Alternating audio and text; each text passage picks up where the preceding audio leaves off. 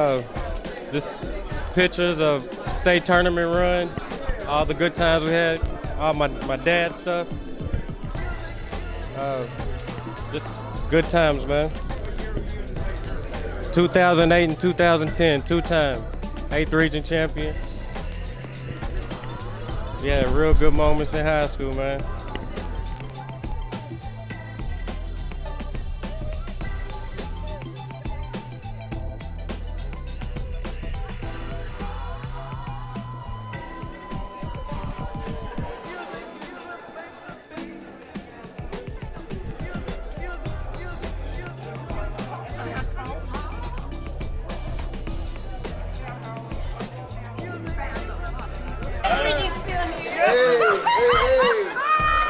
Got the cream of the crop, didn't you?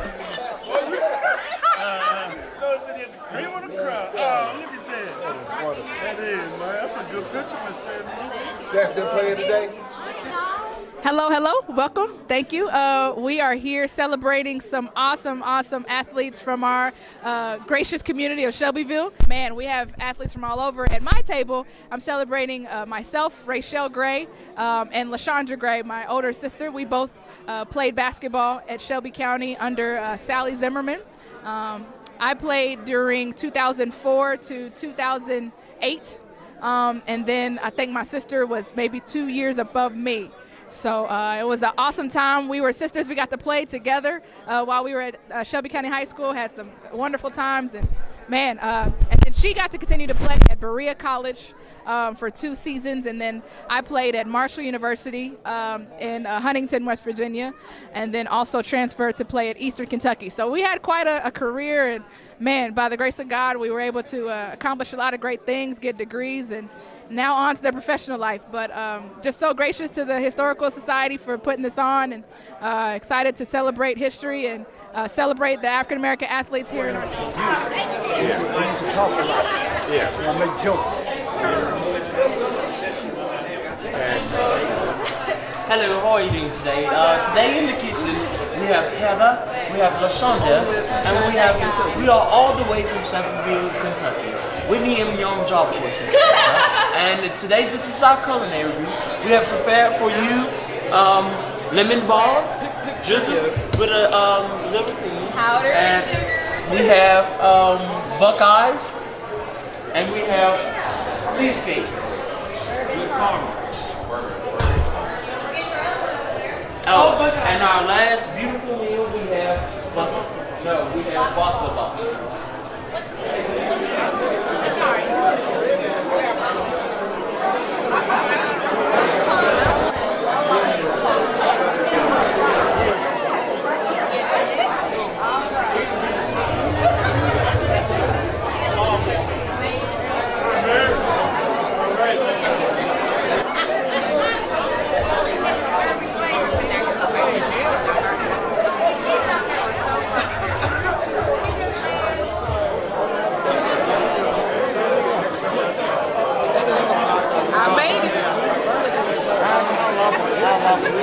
Would think about all the athletes we've had in this county, how fortunate we've been. We've had a rich history of just outstanding athletes. We've had professional baseball players. We've had people that have gone to the Olympics. We've had just a whole variation of everything in all sports. So we have been blessed here and I've been blessed to be a coach here, to be able to coach some of these people for 27 years. So I've been blessed and we've been blessed also. At this time, we would like for Mr. Neil Hackworth to come up and give us our welcoming address. Thank you, sir. Thank you, Roland. Gee, it's great to see all these faces here and all these folks who turned out today. You know, sports somehow has a way of bringing us all together, doesn't it? I mean, somehow we just all seem to have, and just looking at those pictures, it brings back some memories of some of those days when I was playing football in Shelbyville with Mike Sullivan back there somewhere. I saw him. And I know for each of us it brings back a lot of memories of when we were in our youth, and some of us not so young here today, that were some of us who are young here today, who will remember their sports. days. And so we're glad that the Shelby County Historical Society could be a part of this. We've been sponsoring this event. This will be our fourth Tapestry, community Tapestry. I know we're going to have one more next year. And we've enjoyed being a part of that. I think it's really important for the Shelby County Historical Society. First of all, we're reach out to the entire community. We're a community organization. I think it's very important that in February that we try to in some way recognize Black History Month and have something to be part of that. So we're very excited to be a part of that for our fourth year, and we're looking forward to the program today. I want to certainly thank Sanda Jones and her committee. Sanda's the vice president of the Shelby County Historical Society. And I don't know where her committee is, but she had help. But she's done a lot to get this put together. And so we appreciate her help and the committee's help. And I want to thank those of the Historical Society who've also been part of making this happen. Jim Cleveland, who's been running around here with the being sure all the sounds right and all those things. James Mulkey, who is right here and taping me. And, we can cut that part out, I hope, James. And yeah, okay. And then I've got several board members here, and I'll just mention them. We've got Julie Mulkey, Jim Cleveland, Roger Tate, John Graham, Darwin Foley, and of course Sanda Jones and myself. So we appreciate all of you being here and being willing to help support this great event. And so I know there's a whole lot of good speakers coming up, and that's what you came to hear. But again, if you're interested in the Shelby County Historical Society, we have membership forms over here. We can join you up today, and would love to have you as a member, and hope to be part of this great event going forward. Thank you. Good afternoon. It's great to see you all here today. I did want to bring attention to the Whitney M. Young Job Corps Culinary Department. They are serving our refreshments again today, so we definitely want to recognize them. They've done a great job, and they've made all the desserts. Let's see, what else do we have going on? We've got some great speakers this afternoon. Our keynote speaker, Gary Brown, he's worked with the Historical Society a couple of times over the past year. He's a great speaker. He is originally from Lawrenceburg, but he actually graduated from Lincoln Institute in 1962. He is historian and curator, at least that's the title that I give him, for the Whitney M. Young Jr. Birthplace Museum on the campus of Whitney M. Young Job Corps Center. He and his wife do live in Lawrence, Versailles. They live in Versailles today. They're retired. Gary retired from IBM after 30 years of service. The Browns operate a not-for-profit. It's an ancestral ambassadors organization, an African-American cultural preservation organization. He is the vice president of the Woodford County, Kentucky Historical Society and the National Development Committee chairperson for the Tuskegee Airmen Incorporated, and a member of the Greater Cincinnati chapter of TAI. Pretty long here. He is also a founding board member of the Isaac Hathaway Museum in Lexington. Most recently, he was selected to be a member of the Kentucky Advisory Committee appointed by the U.S. Commission on Civil Rights. What's your grandson's name? I'm sorry. Your son's name? Darren. Darren? Derek. This has Garen or something. Garion, okay. Sorry. Garion and his wife, Andrea, reside in Chicago, and their daughter, Farah, with her husband, Tayshawn Prince, reside in Memphis, Tennessee. They have 3 grandchildren. I'd like to welcome Gary Brown. Well, I can't tell you what a blessing it is to be here with you today. This Historical Society, we have, through the Lincoln Foundation, we've renovated the Whitney Young birthplace on the campus of Lincoln. And the Shelbyville Historical Society, they decided that they would have one of their meetings out there on the campus. So I think it was, what was it, last September? We had about 60 people at the Whitney Young House with the Shelby County Historical Society. Many of them I see in the room today. And what a blessed event that was to have them out there on the campus. And for folks in this room that live right here in Shelby County that haven't been out there yet, we're waiting on you because there's a lot going on, and we're getting ready to hopefully renovate one of the other properties on the campus to be dedicated to the alumni of Lincoln Institute and tell them the story of Lincoln Institute from a student history perspective. But today, I'm really thankful to be here, to be a part of this event, and to honor these athletes. And you know, so many times here in Shelby County, we were kind of like forgotten. We were just those guys and gals up on the hill, and everybody just drove down US 60, and we left them alone, and they left us alone. But I'm glad to see that we are being included in the message of Shelby County. And let me tell you what, there's some folks from the Historical Society that are wanting to pick my pocket and take some of my treasures, you know. And that's the other half of the Hackworth family. Where is she at? She's back there hiding. But I'm going to take you on a little journey, you know, because Lincoln Institute, you know, I won't go back into the history. I know you've had other programs that you talked about the relationship with Berea College. But Berea College, when they helped to create Lincoln Institute, the core of what they were doing was focusing, when young people came to that campus, they focused on the head, the heart, and then the hands. And they done it in that order. The first thing that you come there to learn something from an academic perspective. Well, one of the things that they did that's contrary to what goes on in schools today, Lincoln Institute could have been called a Christian school.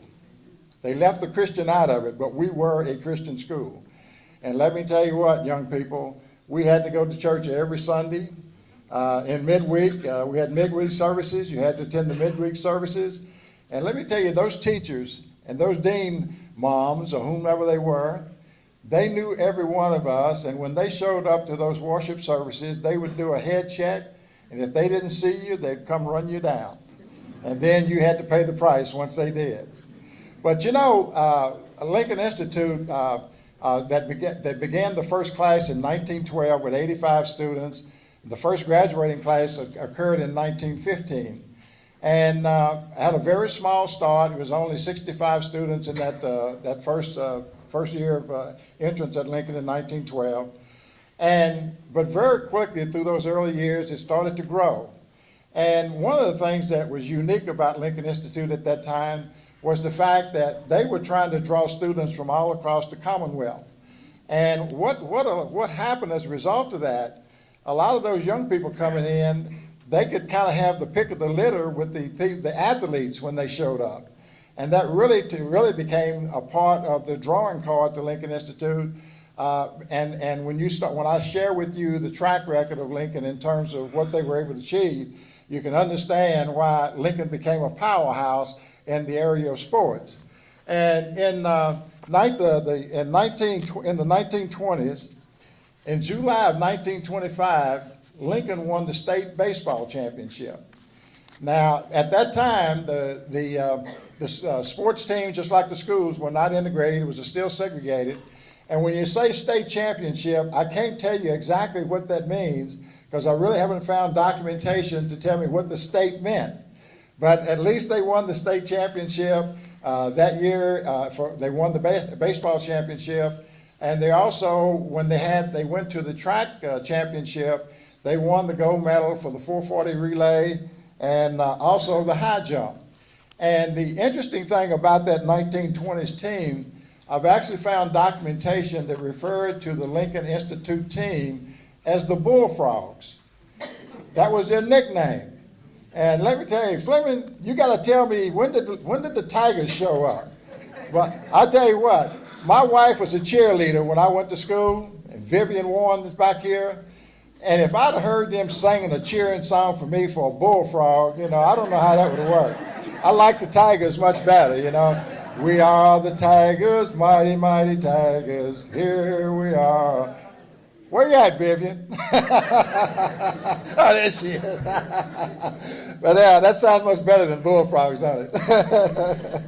But one of the things that occurred in the 1930s, you know, Whitney Young, who was who had attended Lincoln Institute as a student, he was in that first class.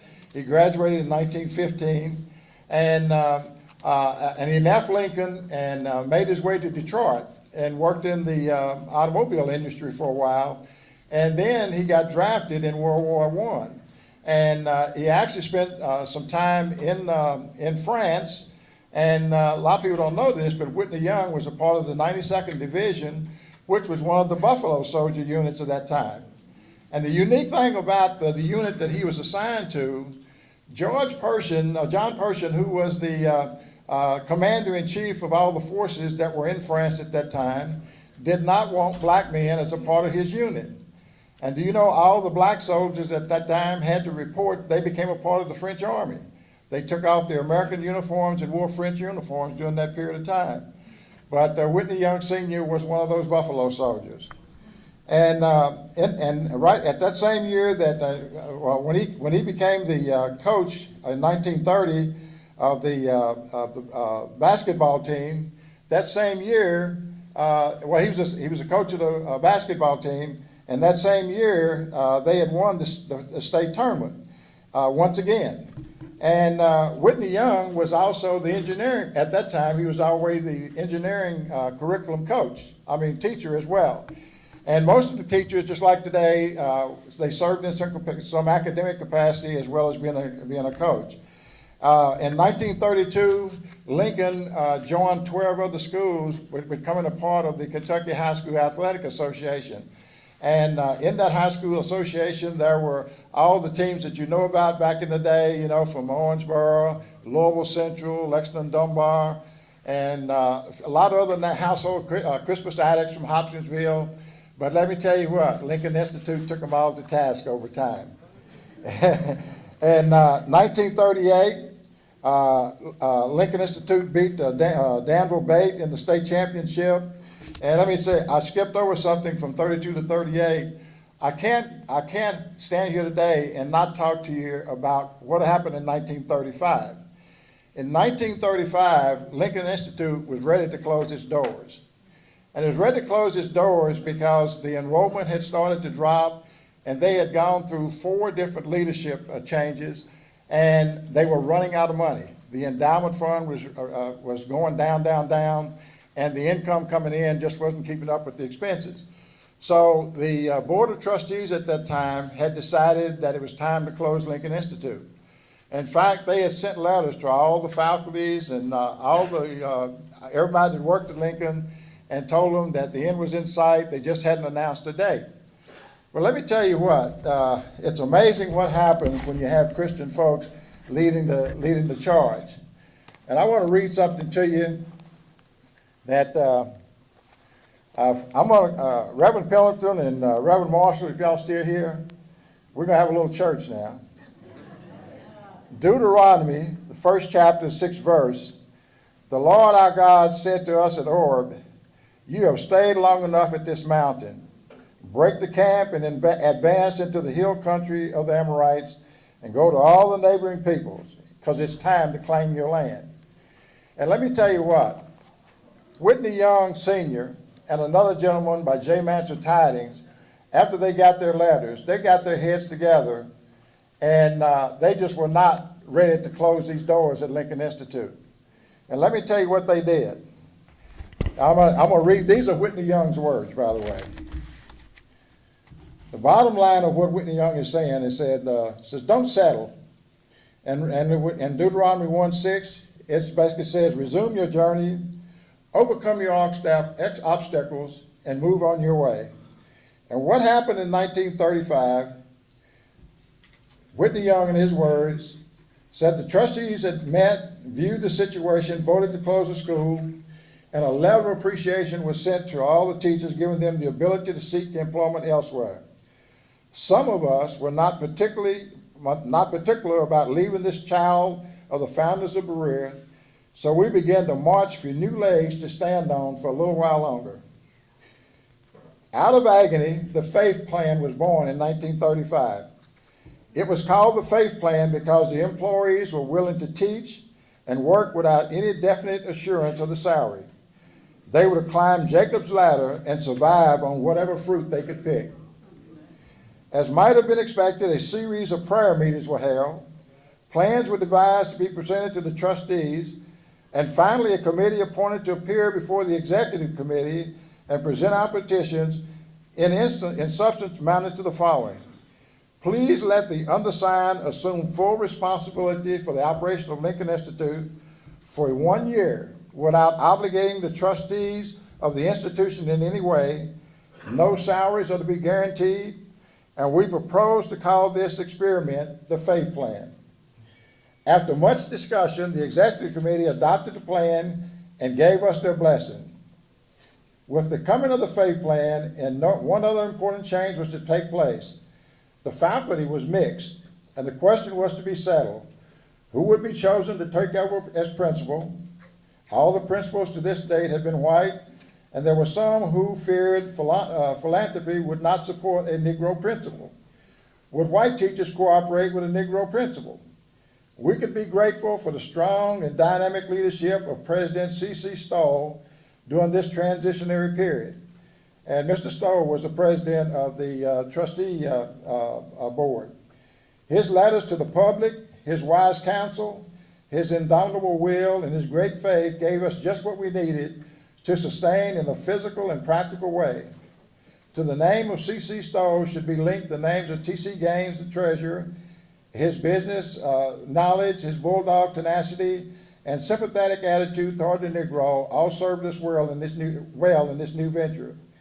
Finally, Whitney M. Young was selected as the first Negro principal, and J. Mansur Tidings, who was white, as the business manager. A gift of $10,000 from William Henry Hughes, a Negro of Lexington, Kentucky, coming only a short time after the inauguration of the Faith Plan, was the first cases to appear in our financial desert. After 10 years of amazing progress, 1935 to 1945, the state has come to our rescue by appropriating $84,000 for operating the school for the biennial 1945 to 1946.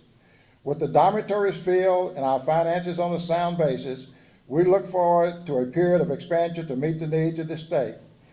The greatness of a school is not in its buildings or its endowments of physical resources, important as those things are, but mainly its teachers, its trustees, and the individual faith in an ever-faithful, all-wise, ever-loving God. And here were two men of faith when Lincoln Institute was ready to shut the door, got their heads together and said, not yet. And the result of it, Lincoln Institute stayed on. And when they stayed on, 3 years later, Lincoln Institute won the state basketball championship again by beating Danville Bate. And in 1955, 1938, 1939, Lincoln would repeat as state basketball champions. You know the amazing thing about this basketball team? Do you know where they practiced? Lincoln didn't even have a gym.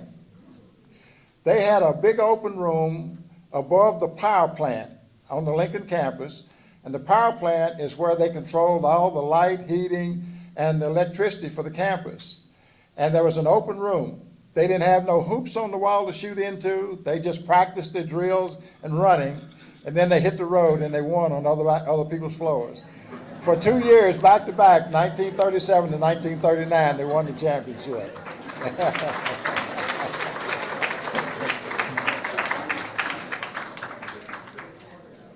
And in 1942, they didn't win the championship, but out of 44 games, they won 4 of them. And it was a record for black schools. They won 40 out of 44 games and still didn't win the state championship that year. But what a year. One of the other things that occurred on Lincoln's campus is that there were the athletes, normally the males, that played baseball and football and basketball, etc. But in the 1940s, something came alive on the campus called intramural sports. As a result of the growth in the student population, there were a lot of activities going on after the school. And you know, one of the things that, when we talked about Lincoln and the student body makeup, we had day students, at this time, we had day students and dormitory students. And I felt sorry for the day students because in many cases they couldn't stay to participate in a lot of the activities. But for some reason in the 1940s, somehow they were able to come back to the campus after school was out and play in intramural sports. And you know, there were day student champions in basketball and volleyball, and then they had the same thing for the dormitory students. They had a championship for those teams as well. So intramural sports was a very big deal on Lincoln Institute's campus, and that started in the 40s, and they was there till I graduated in 1962. And 1947, let me talk about 1947. We've got a gentleman here that he was his class president, at least a junior and senior year. He might have been longer than that. But a young man by the name of Willie Fleming. Anybody know Willie Fleming? A little short man over here. Stand up, Willie. Can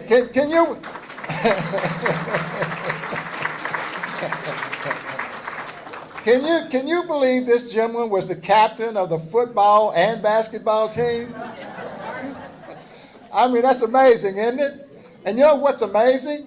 He went after he graduated from Lincoln, he went to Fisk and played football. But I want you to take, he's got a signboard back there on the wall. I want you to go take a look at his basketball outfit. Right, when I was at Lincoln in the 60s, I mean, we'd gotten beyond knee pads. We didn't even wear them anymore. But I want you to look at them knee pads he had on. He must spend a lot of time on the floor. But I was blessed last week to be a part of Bethel AME Church. Reverend Pillington, I don't know if he's still here or not, but they honored Attorney Fleming, and he has been a real blessing to us. And one of the things I will share with you, if you don't know this, some people in the room may not know this, but after he graduated from Fisk, he was the first one, I think it was about 5 black students that were admitted to the law school at the University of Louisville. He graduated in 1954. In 1954 he graduated, and he became the first black lawyer to be graduated out of University of Louisville's program. And he's still practicing law today.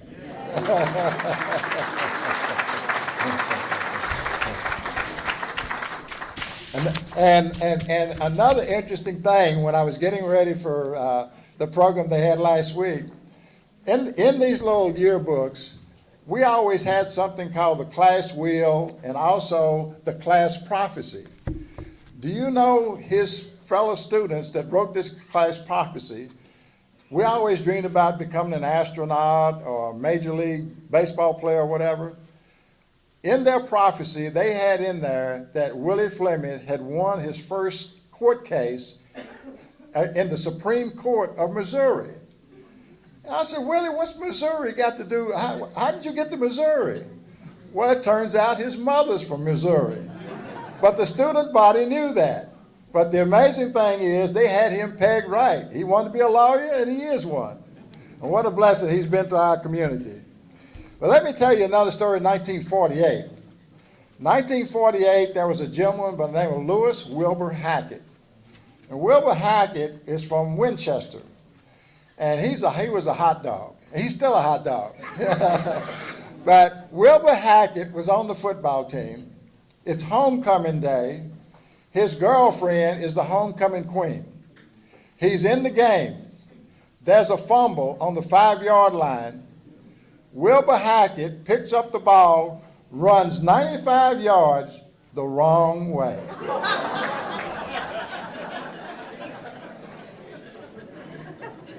And anytime anybody from Lincoln sees him, here comes wrong way Hackett.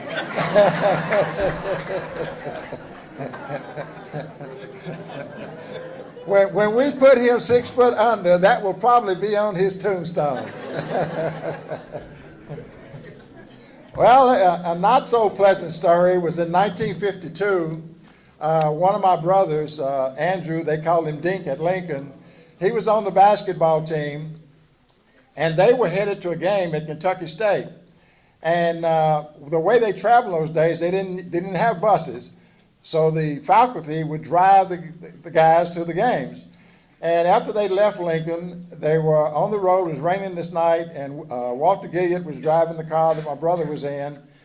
And in the rainstorm, he accidentally runs off the road and runs into, you call it Geist Creek or is it Guest Creek? Guest Creek?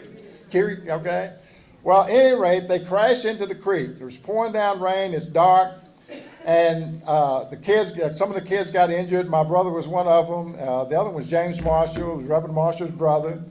And the amazing thing is that after they had gotten rescued and was gone back to they had them in what they call the barracks at Lincoln. They got all patched up and everything. My brother was injured pretty seriously. And when me and my family came down to see Bubba, we call him Bubba, but we come down to see Bubba, and all of his friends are going around and says, don't be feeling too sorry for him. Says, you don't know what he done to us. He says, that night, he says, that accident happened, it was dark, and we all knew that Bubba couldn't swim. So he says, we're jumping in now the water and trying to find him, thought he was still in the car. And all of a sudden we had a voice from the other side of the bank. So what are y'all looking for? Dink's on the other side of the bank, and they in there trying to rescue him. He won't live that story down either. But in 1953 and 1954, once again, the football team wins the state championship. And you know what? They came back again in 1954 and 55 and won the state championship again. And I want to read something here that the young ladies one of the news media on the campus was called the Tower Gazette. And there's a young lady by the name of Peggy Logan from Lawrenceburg, and a lady by the name of Susie Joe Lewis. And she says, hey gang, dig the latest happening in sports. The LI Tigers are real crazy. And I mean they are crazy when it comes to football. They still remain undefeated, and we are sure they'll continue to stay that way during the rest of the season.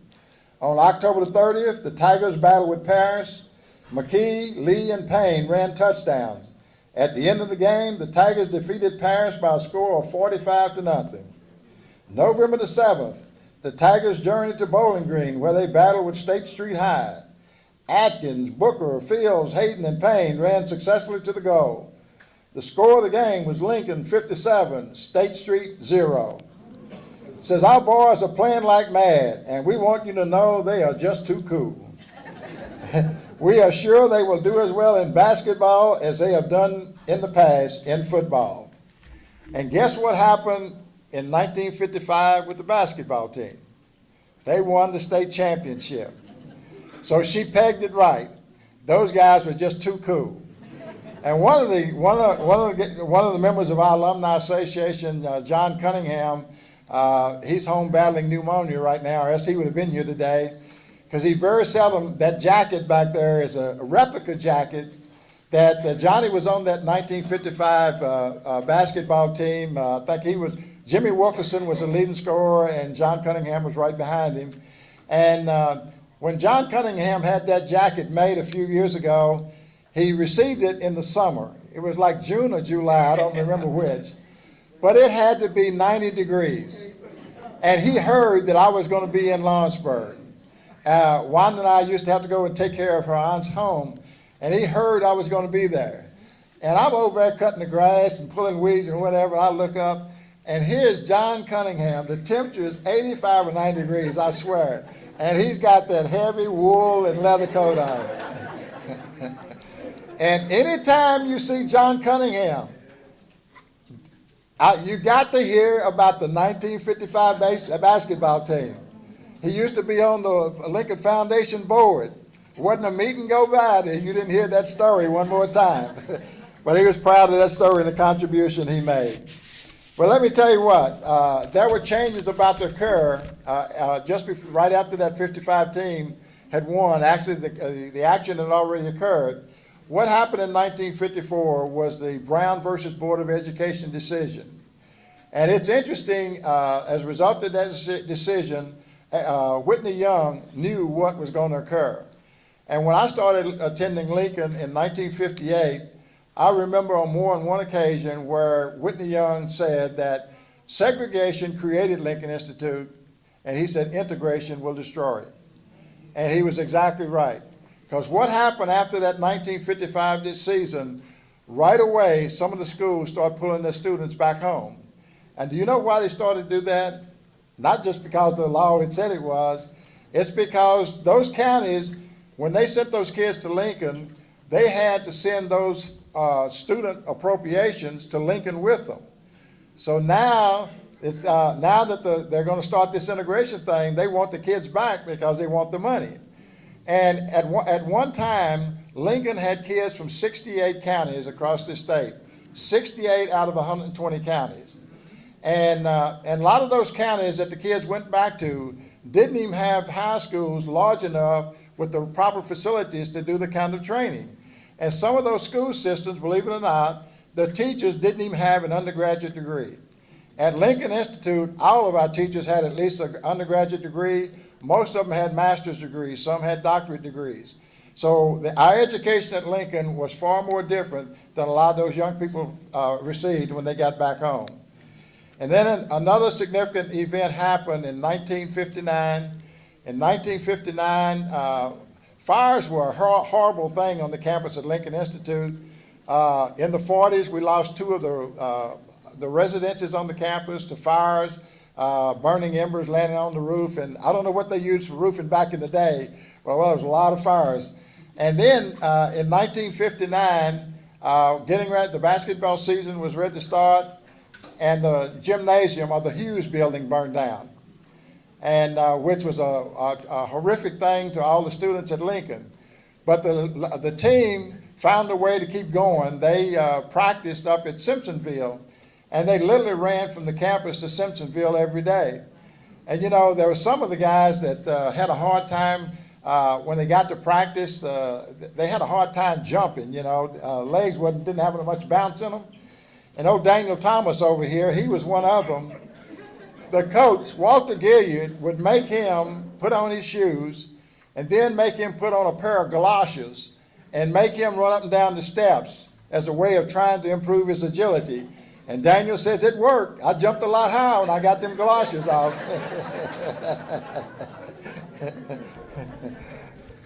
But as a result of that, 1959 team, they made it. This is the first time that they actually went to the state tournament as a result of the integrated teams. And they won the region and went on to the state tournament. And unfortunately, we got beat by 2 points. We lost to Owensboro. I was at that game, and I don't know if anybody else in the room was, but it was a horrible feeling because we all felt like that the game was stolen because Jewel Logan from Lawrenceburg, one of Daniel's running buddies, they called him for walking on a last second shot, and we ended up losing the game. They called him for traveling. But let me tell you what, Daniel, you know, I've had a grudge on those referees for many years. But let me tell you, I don't know if they're still living or not, but when I get to heaven, I've got to apologize to them for holding this grudge because it really wasn't them. When I looked at you guys' performance, Owensboro only had 8 free throws in that game, and they made 6 of them. Lincoln had 25 free throws, and they only made half of them. So, Daniel, it wasn't that walk. It was your guys' free throws.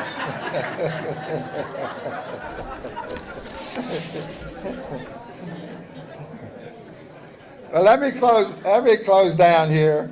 You know, but after that period of time, the 1955 class was the largest class in Lincoln's history.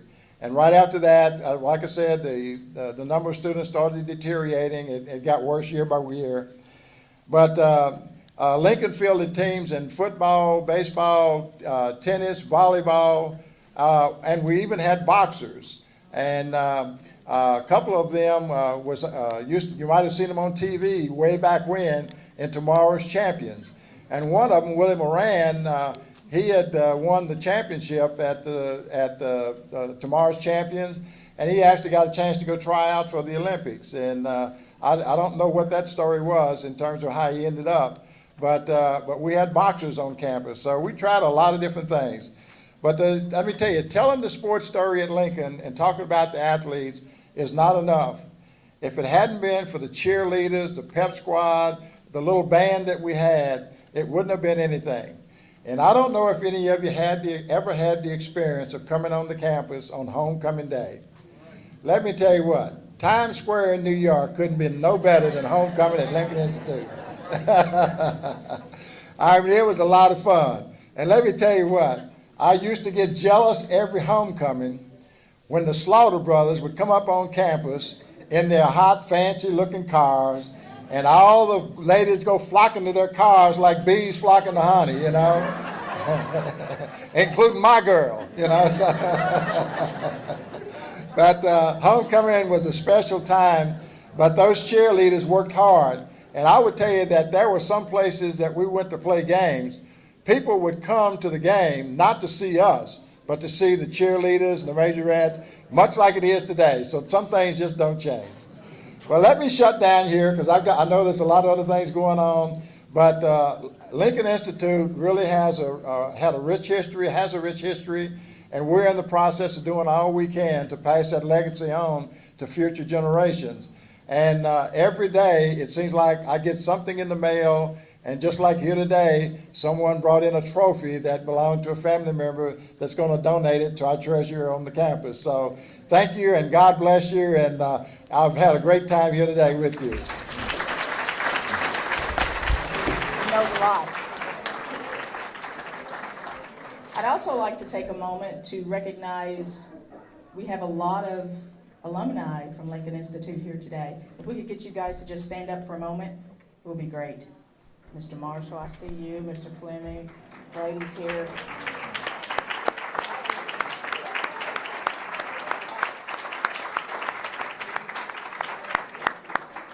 Thank you all. We're going to follow that with a gentleman that has written, or is in the process, actually has written a book about Lincoln Institute. I'm going to kind of keep this short as I can. It's pretty long, but I'll condense it somewhat. J.W. Miller spent more than 4 decades as a journalist and an executive in professional and college sports before launching a successful career as an author. He is a native of Clark Station. Also, the 1966 Shelby County graduate cut his journalistic teeth at the old Shelby News, writing Rocket Sports, until he went on to study journalism at the University of Kentucky. After 11 years as a newspaper reporter with the Courier-Journal and Baltimore Sun, Miller joined the National Football League Management Council. A 21-year NFL career included executive positions with the New Orleans Saints, the Buffalo Bills, Chicago Bears. Miller was also chief administrative officer and player contracts negotiator for the various clubs. He was named athletic director at the University of New Orleans in 2003. He guided the program through Hurricane Katrina and its aftermath. He's written several books, Where the Water Kept Rising, King of the Gun Runners, and more. He is a frequent television and radio commentator on subjects pertaining to the business of professional sports and college athletes, and he also operates a sports-related website, jwmillersports.com. He is an accomplished public speaker. He has given lectures at Tulane University, University of Notre Dame, and Lake Forest School of Management. He and his wife, Jean, live in New Orleans. Let's please welcome J.W. Miller.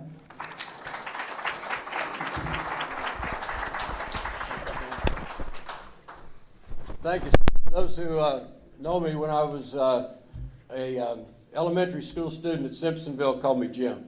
So that's still good. When Sanda asked me to talk, she said, "You only have to know one thing."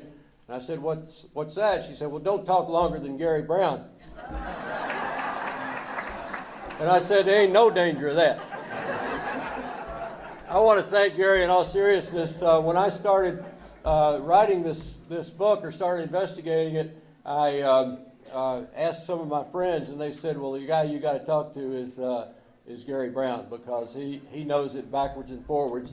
And as if you took notes while he was talking, then you got my book." So I don't know what else I have to say. But in all seriousness, my brother and my brother Jerry is in the audience. He and I grew up in Clark Station. Our father owned a milk truck company with our Uncle Bill, and we hauled milk off the Lincoln Dairy. So when I was 8, 10 years old, I used to go into Lincoln with Dad, and I'll never forget going through the Blue Gate and going up the hill. And I thought that was the biggest building I'd ever seen, Berea Hall, when I was 8 or 10 years old. We would go into the dairy and pick up the milk, and we'd talk to the farm manager and some of the students who were studying agriculture.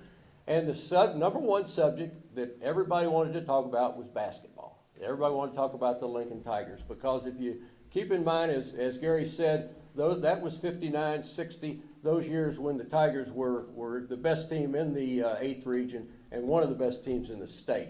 So I always, as I went through school, went through UK, studied journalism, and came out as a reporter, I always thought in the back of my head, someday I'm going to have the time to write a book about Lincoln Institute, because just the excitement, the emotion of the Lincoln fans and the team in that period were something that should be chronicled. And I always thought that, and thank goodness I had the opportunity to do it. The story that when I started writing it, I didn't know which direction it would go. I knew a lot of the people, I knew a lot of the circumstances, but I really didn't know if it would be any more than just a story. I mean, not a book. But then the more I got into it, the more I realized that the Lincoln experience was one that, as Gary alluded to, was one that all African American schools in the state were experiencing during those years after Brown versus Board of Education. Because after Brown versus Board of Education, the old Kentucky High School Athletic League, which about 52 or 3 African American schools belonged to, that as Dr. Young's quote was, that segregation built us, but integration is going to destroy us at some point. And nobody can argue about the value and the need and the timeliness of Brown versus Board of Education, but people don't realize the unintended consequences of that decision. And what it meant was that gradually all these schools were going to be gradually absorbed by the white schools in their district, and they would gradually disappear. So that was a period of great questions in the African American community, because the coaches, the players, the administrators were saying, okay, what does this mean for us? When is it going to happen? Does it mean we're going to have to play white teams? We're going to get to play white teams? Does that mean we won't even be around anymore? So those questions were just prevalent through this entire period. In Kentucky, the local school boards were challenged with coming up with their own plans of integration. And Willie Fleming knows that, because you're in my book, Mr. Fleming. So, but he knows that, and the local boards had to come up with these plans on when to integrate. Well, the boards around the country asked the Supreme Court, well, you've given us Brown versus Board, well, give us another ruling on what all this means and how we should do it. And what they said was, well, you do it with all deliberate speed. So to some boards in some states, that meant, well, all deliberate speed. That means we better get a plan going quickly. So in about a dozen districts in Kentucky, Maysville and Hazard and Pikeville and Ashland, places like that, the plans were made immediately, and immediately schools such as Maysville Fee, Danville Bate. You've got the schools in Harrodsburg, the schools in various parts of the state immediately started closing. And so about the first year after, or first couple years after desegregation, or into desegregation, you had probably a dozen African American schools that closed, and then their students were absorbed into the white schools. Well, for some white school districts, it was less of a question if they inherited good basketball players. So you had in Cynthiana, Banneker closed, but Cynthiana High School inherited guys like Lewis Stout, who was a wonderful player. Then other places, Maysville had a player named Bobby Toothpick Jones. Well, Bobby Toothpick Jones, when Bate closed, or Fee closed, then he went to a Maysville High School, and they went to the top. In Hazard, there was a player named Don Smith, who went from the Hazard school and at the African American school, and into Hazard High School. So you're seeing all these different permutations of desegregation and what it means, but there were still about 40 African American schools whose white districts kept the schools going because they couldn't make a decision. Getting back to all deliberate speed. Speed in some areas meant do it quickly. Deliberate speed meant, well, let's deliberate over it. So it was a real mix.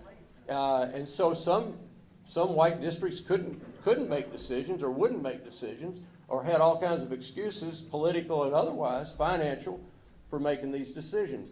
So there was a period of, during this 56, 57, 58, the old KHSAL saw the writing on the wall and decided, well, there's no need for us to stay active.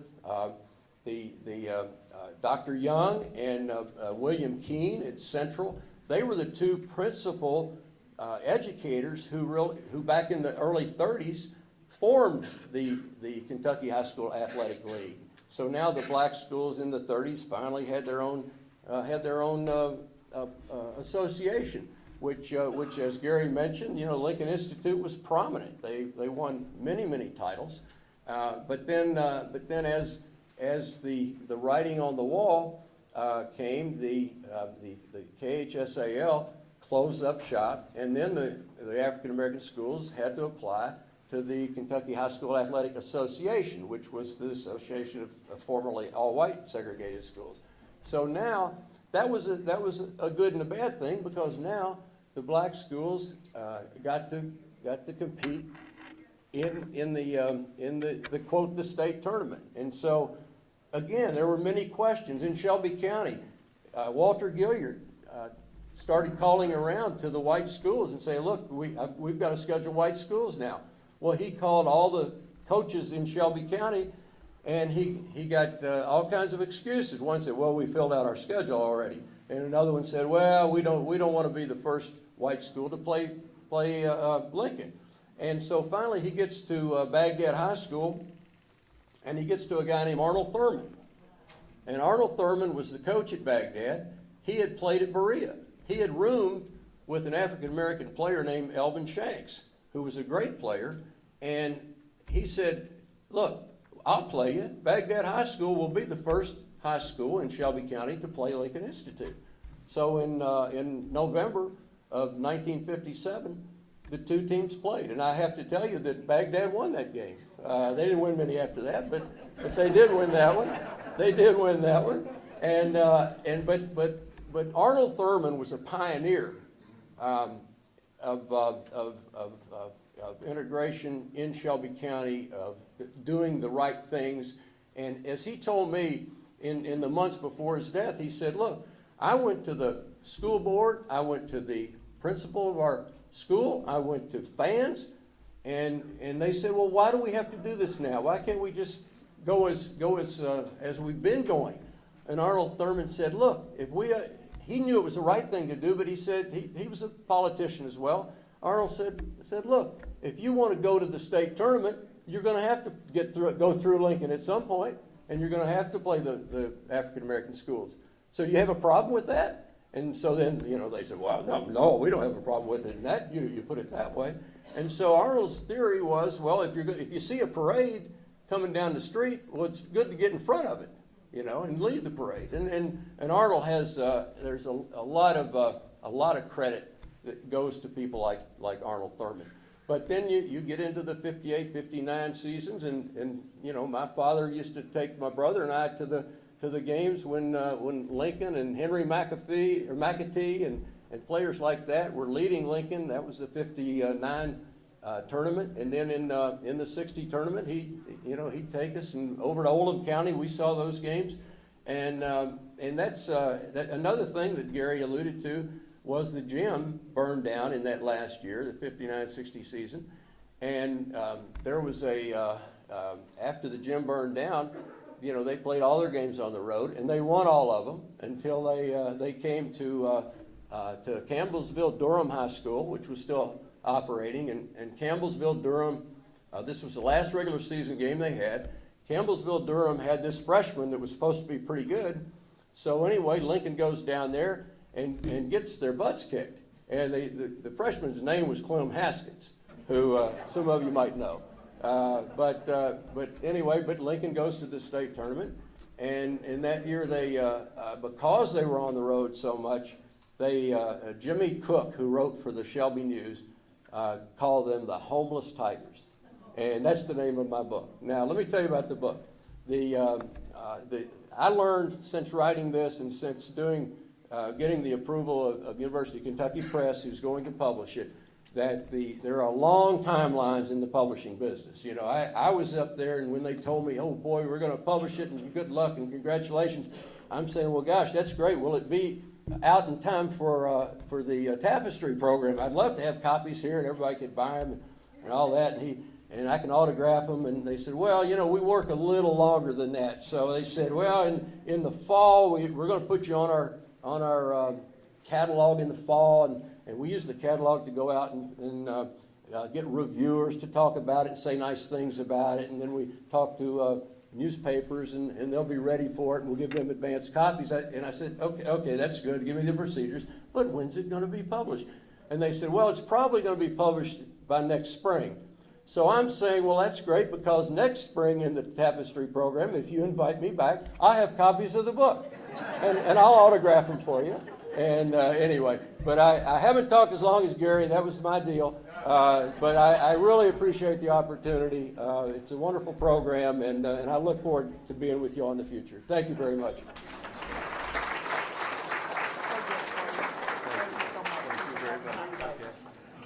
Maybe we'll get lucky and get a Tapestry discount. Just throwing that out there.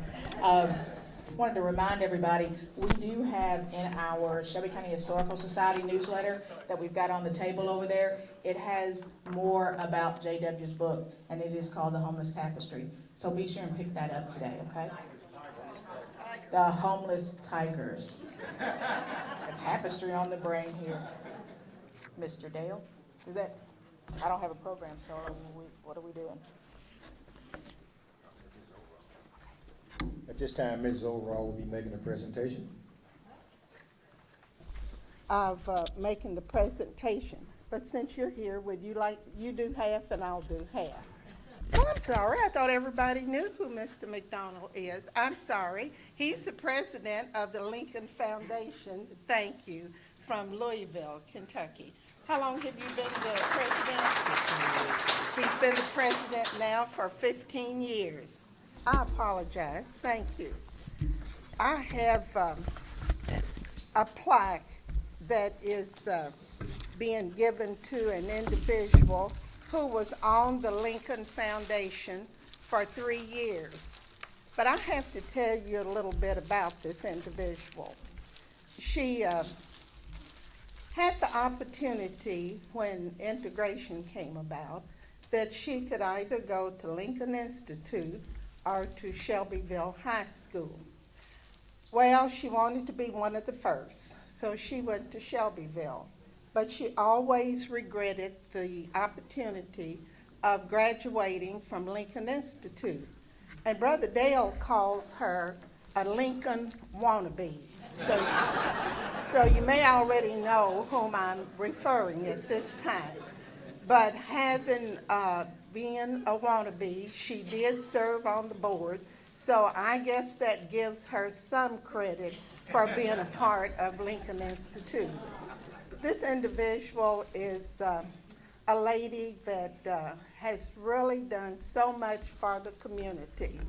She loves children. She doesn't have any of her own, but she claims all of them. And I worked with her. She still is a board member. I'm looking for her. I don't see her. Oh, okay. Board member for Shelby County Public School System. So for 15 years, she and I were back and forth on things that we needed to accomplish for the board. And she is still doing that today. She's speaking out for all of our children. The one thing, even though I love her and she's my friend, she's a whiner. Mr. McDonald gave me a book, and when I showed it to her, the first thing she said in this tone of voice, I wanted one. So when I went to my second meeting, I asked Mr. McDonald, will you please give me a book to take back to Shelby County? He said, as you do that, take the plaque and you can present the plaque. But since he's here, I'll let him do that. And this book is Who's Who, Louisville, 2016, African American Profiles. So you want to? Thank you. Brenda. Uh-oh. I didn't voluntarily go to Shelbyville. Nothing personal with the people here that graduated with me in the class of 64. My grandmother decided that I should go to Shelbyville rather than ride a bus to Lincoln. So it wasn't a choice. In that day, wherever your parents said you were going, that's where you went. So I was a Lincoln wannabe, and I tell them that I wouldn't be maladjusted today if they had let me go to Lincoln and not have to go to Shelbyville. So. Good afternoon. I bring greetings on behalf of Lincoln Foundation's Board of Trustees and most importantly, the wonderful young people that we serve in keeping with the tradition of Lincoln Institute as created by Berea College over 100 years ago. I'm honored by the presence of Attorney Willie Fleming, who served on our board for many, many years as an officer and in leadership. Of course, helped us with legal work and beyond. Gary Brown, our former board chair. Brenda actually spent 4 years on the board. Sometimes we lose track of time.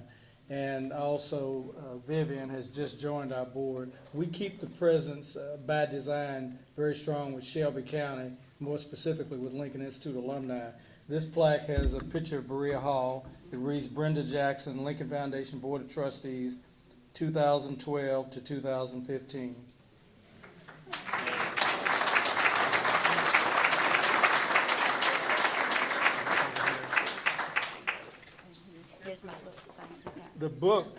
This book, let me see the book, please.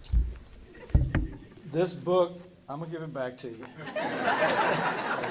This Who's Who, Louisville 2016 African American Profiles, had a special section, that referenced Kentucky's historic black colleges. Because of the great history of Lincoln Institute, we convinced a friend, Dwayne Lightfoot, to include the story of Lincoln Institute. He worked with Gary Brown, our subject matter historian, along with Wanda, who I see sitting back in the back. He also did a story on Whitney M. Young Jr.'s birthplace. For those of you who are not aware, it is a National Historic Landmark, and we have greatly enhanced it as an interpretive center. Lincoln Foundation has invested close to $100,000 on that property. And if any of you want to see it, call my office, make an appointment. We'll be glad to show it to you. And the next project is, guess what, the Lincoln Institute Alumni Center. Right now I have architectural design, construction estimates, $255,000, and guess what? We're going to make it happen. I'm going to make sure that with the help of many of you, we tell the Lincoln Institute history and story in the right way. Thank you. I have been handed a second presentation. Is there anyone here from Larry Williams' family? Has everyone left? Well, Ms. Harris, because you are the custodian of the programs and the history from the Miss Black Shelby County pageant, which was held here in Shelbyville and recognized our young ladies. This is a Community Tapestry Award. Certificate of Service Award presented to Larry Williams in recognition for his dedication to our community. As you know, Larry sponsored single-handedly and supported the recognition of the young ladies that were to be a part of the Larry Williams Shelby County Miss Black pageant. Thank you, Vivian. Thank you very much. Thank you. The other lady left, she got away. Her husband, the late Jesse Thomas, graduated from Lincoln Institute in 1959, and his widow and son and friend were here today. And the reason why I'm pointing that out, you probably saw the poster with the Derby Queen and Princess on there. Well, in the history of the Derby, those are the only two young ladies that have ever crowned one another. One sister was Derby Prince or Queen in 1983 and handed off the crown to her sister in 1984. So we just wanted to, Daniel Thomas is the uncle of these young ladies. So we just wanted to recognize them. Thank you. Nancy Hill, is Nancy still here? We have a couple more presentations and then we'll wrap up the program and let you guys get back to browsing, okay?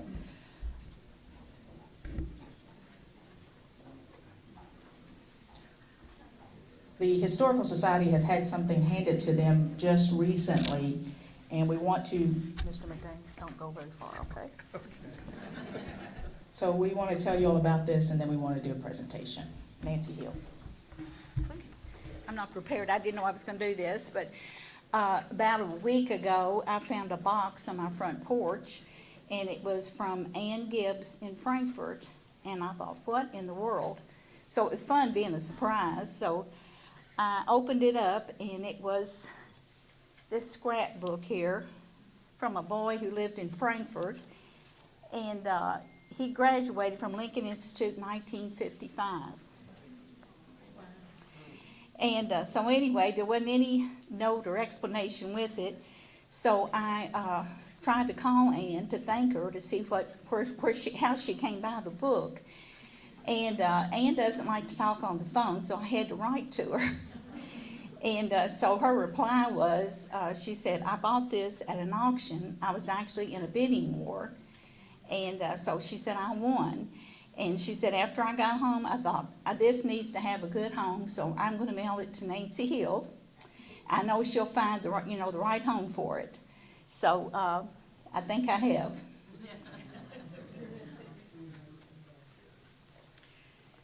This is a scrapbook from that Mark Edward Warren III put together while he was at Lincoln Institute.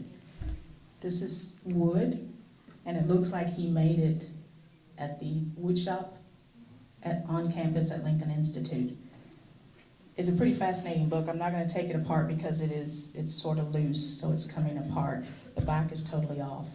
But Nancy and I, we talked this week about what to do with this, because it's a beautiful, beautiful tiger. It's got a lot of design on it. It's a beautiful book. But we thought, as the Shelby County Historical Society, we are such great friends of the Lincoln Institute Foundation that we wanted to donate this to the Lincoln Institute Whitney M. Young Jr. Museum. Mr. Brown and Mr. McDonald.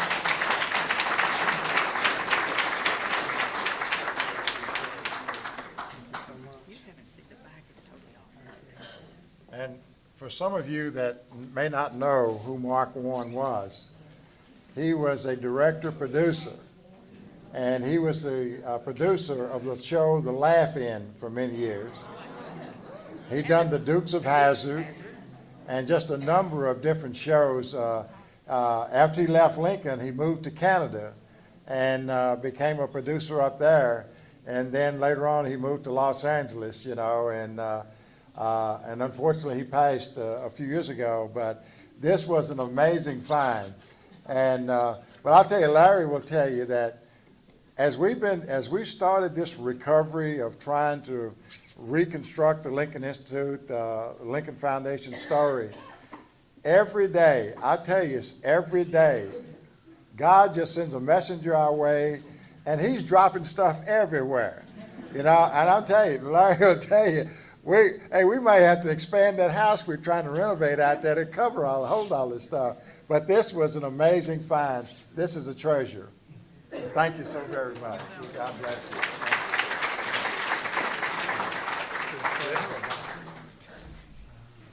I was looking through that book, and the pages are all black, and then it has silver writing on it.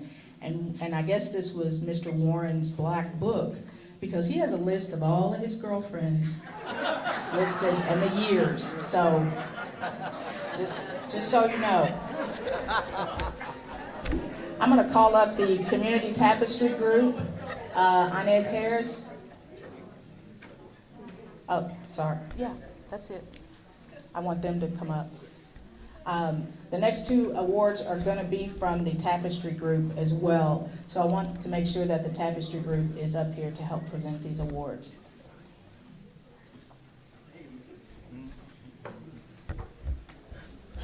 And Miss Brenda, is she still here? Oh, there she is. Miss Maddie Bray, the mayor of Martinsville. She stood up at that point.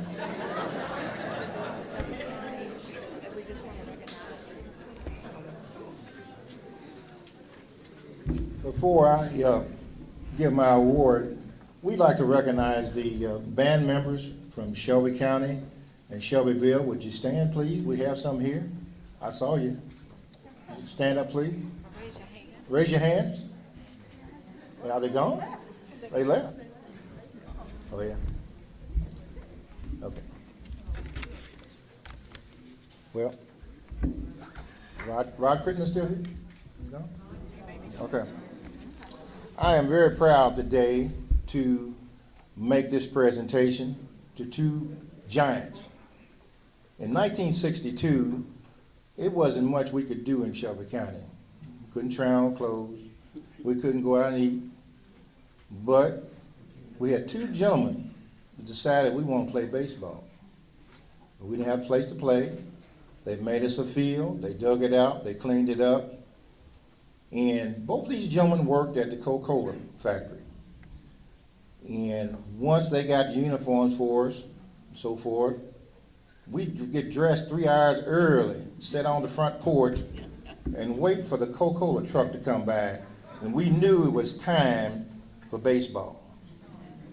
Now, those two gentlemen were Mr. Jimmy Booker and were Mr. Edward McNeil, two giants. I knew they were tired every day. We knew where they lived, and we'd be out there back of the house waiting to play baseball. They took us to Eminence. We went to Hawaii. We have one of my former players here that played on the team. This is 1962. We were 9 years old. Max Thomas want to come up and say a few words. Thanks, Roland. Well, my name is Max Thomas. As I look out in the room, I recognize many of you, but many of you don't know me. You know my brother that I taught baseball, Paul Thomas. But I just wanted to say, to take this opportunity to thank Mr. Booker and Mr. McNeil. The young folks just can't imagine what we had to go through and what they had to go through, and how I am so honored to be up here to be able to thank them. Thank Mr. Booker one more time. I mean, he has been such an influence in my life. I mean, I just can't explain it to you. I live in Frankfort. I've coached basketball, baseball, football, and it's all because of the influence that he made when we were 9 and 10 years old. I wish so many of my friends and my teammates would be here right now, but many of them are not here. But I really love that guy, so I just wanted to say that.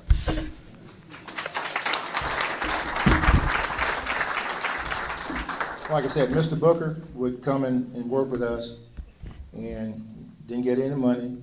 We had new uniforms, so we thought we were hot.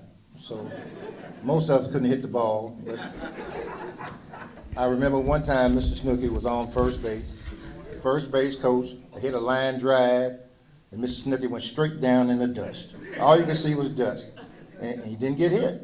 So I'd like to thank you, Mr. Booker. Mr. Snooki is a deceased, but his family's here today. I knew his son, and if one person from the family would come up, and Mr. Booker, please come up and let me give you your award, please. So happy, so proud.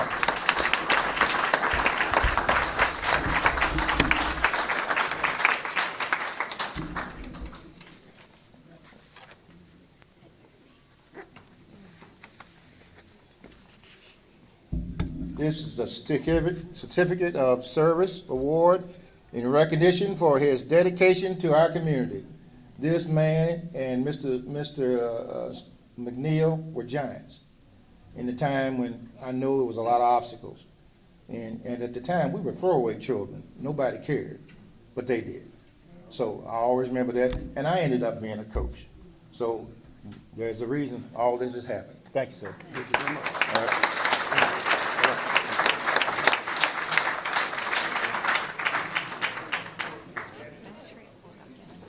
Boy, I tell you, it takes months to put the tapestry together. As you all saw up here today, this tapestry group, they do a great job. And then they all scattered. In our meetings, once you get started to talk about a topic, they don't stop. They just go on and on and on, like Mr. Brown. But I would like to recognize the Tapestry group because they've done an outstanding job today, as they have in the last 4 years. This is our 4th Tapestry. So I'd like to give a big round of applause to the Tapestry group because they make this happen.